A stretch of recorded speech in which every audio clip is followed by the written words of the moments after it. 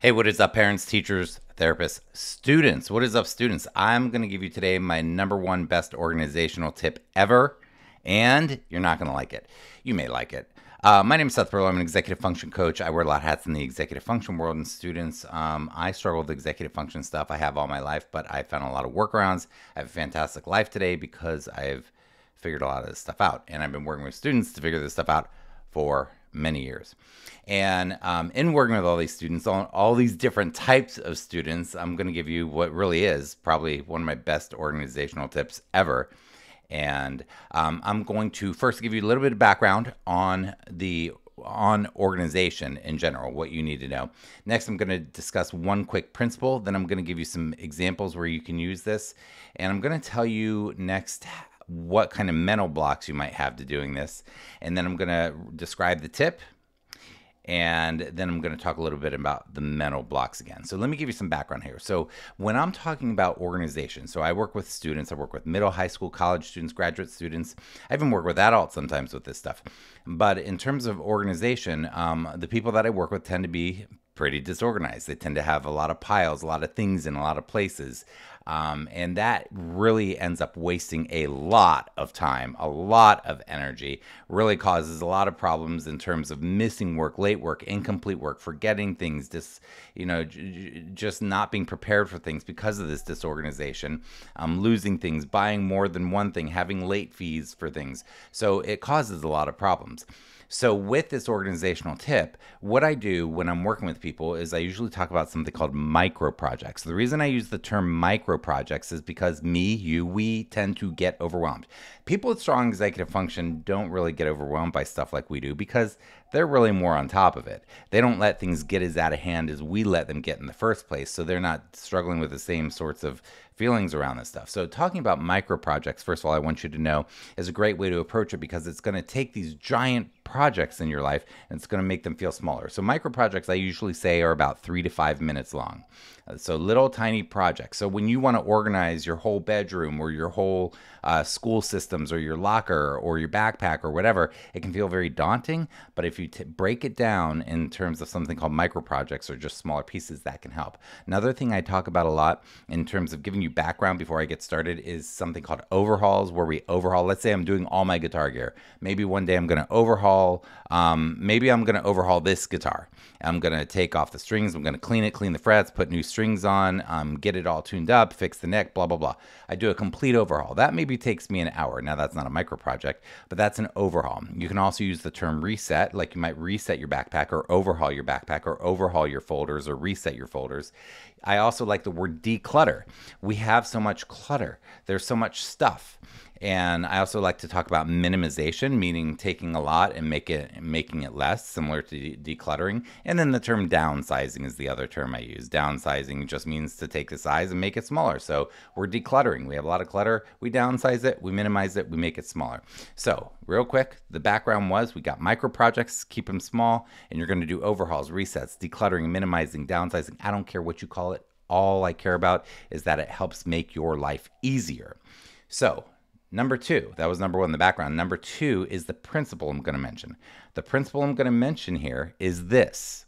So a lot of you, me, a lot of the people I work with can be very attached to stuff, even to emails, even to papers, even to junk, to clutter, to stuff that really has no value in our life, and we sometimes want to hold on to it. Here's the thing I want you to know. The more stuff you have, the more stuff you have to manage.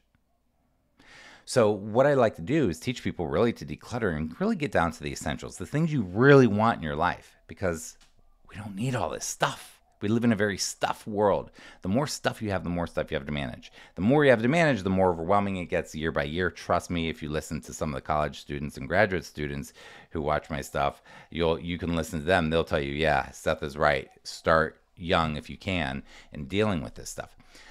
So that was the principle. The more stuff you have, the more stuff you have to manage. So let's get less stuff. Now, number 3, I wanted to give you some examples. Here are some examples with the best tip ever that I'm going to give you, the best organizational tip. Here's where you can use it. You can use it with a backpack dump. You can use it with your drawers. You know, if you have a nightstand drawer, if you have a drawer of old t-shirts, whatever, you can use it for under the bed. You can use it for the closet, the floor of the closet, the top of the closet. You can use it for the garage, your sporting goods, your electronics, you know, so you can think of all these different categories that you can use this. So this tip you can use in all different types of areas. Now, number 4, the next thing I'm going to talk to you about is the mental block. This is what I call the resistance. Now, when I tell you what this tip is, there is going to be a part of you that's going to be like, oh, this is so exciting. I can't wait to hear what Seth says. And then you're going to be like, oh, yeah, I can't do that because of this, or I don't want to do that, or that sounds great, but when it comes down to doing it, you're going to have excuses, procrastination, ways to not take action, ways to not execute, executive function, execute.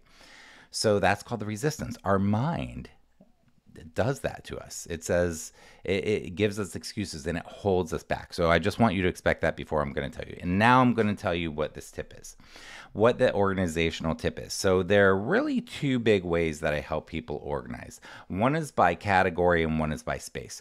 By category would be like, we're going to go through all your pens and pencils and markers and every single thing that you write with, and we're going to declutter them, go through them. You know, that's a category. Or your sporting goods, or your games, or your electronics, or, you know, my guitar stuff. That's a category of stuff.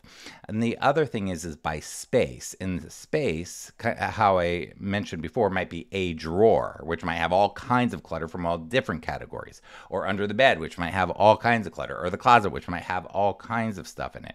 So it might have many categories in one space. So we got the space and we got the categories of stuff that you have that you organize. Okay. Like I said, I'm going to give you the best organizational tip ever. Here is what that tip is. Whatever, when we're specifically talking, when we're talking about the space or the category, whatever it is, the thing that you want to do is this is going to sound so simple and ridiculous, but please trust me on this. You want to take it all out first. And here's what that means. Let's say that you're going to do the nightstand drawer. A lot of people will look in the drawer, kind of organize stuff while it's in there. What you actually want to do is empty the drawer, wipe it out with the damp rag, whatever, get it all clean, then only put back the things you want. Listen very carefully to this. This is a very subtle but very important mindset shift. When we are taking stuff out and we're removing what we don't want, that is different than putting back what we do want. Again, if we look in the drawer, a junk drawer at the house, and we're going to take out everything we don't want, that is very different from taking everything out and then putting back only the things we want. So that's the tip that I'm going to give you. I'm telling you, I've worked with hundreds of students, and I've tried everything you can imagine to help people get organized. And this silly little tip is one of the best tips ever. So if you're going to do guitar stuff, get all the guitar stuff in the middle of the floor and deal with it. If you're going to deal with t-shirts and you have stuff that you've outgrown and stuff, get every single thing in the house that's a t-shirt, put it in the middle of the floor, deal with it. If you're dealing with a drawer or everything under the bed, pull everything out from under the bed and deal with it. So pull everything out, then put it back. It sounds so silly, but please try it. This will help your life. And then set a timer. If you're overwhelmed by it, set a timer and do a micro project. Set it for 3 or 5 minutes. You might end up going for an hour, but the mind, and this is the 6th thing I was going to tell you. The last thing I was going to tell you is that resistance. When you start doing this and you're like, all right, Seth, maybe I'll start going through some categories or through some spaces in my life or my backpack or whatever. Once you start doing it, your resistance is going to be like, I don't feel like it. I'll do it later. I'll procrastinate. This thing would be more fun. I know I'd feel a lot better and more relaxed in life if I took care of this, but I don't feel like doing it right now. So we procrastinate. So when you feel resistant, I want you to pause and notice those thoughts. I want you to pause and instead of saying, I'm resistant, say, my thoughts are resistance thoughts right now. Wow, I noticed I just had that thought that I'll do it later, but I know I'm going to put it off then too. And there's really no reason. Like, notice, listen to the dialogue that goes on in your mind. This is another very powerful tool that people use to be successful in many ways. Listen, notice it. And then once you notice it, be like, okay, I'm going to start anyway. Take that timer. I'm a big fan of digital timers. Set it for a very small chunk. Anyhow, that's about all I got for you. My name is Seth Perler. I'm an executive function coach. I work with students of all ages to help with all sorts of things, but one of them is this organization. Executive function, our brain, the front part of our brain, helps us to organize things in life.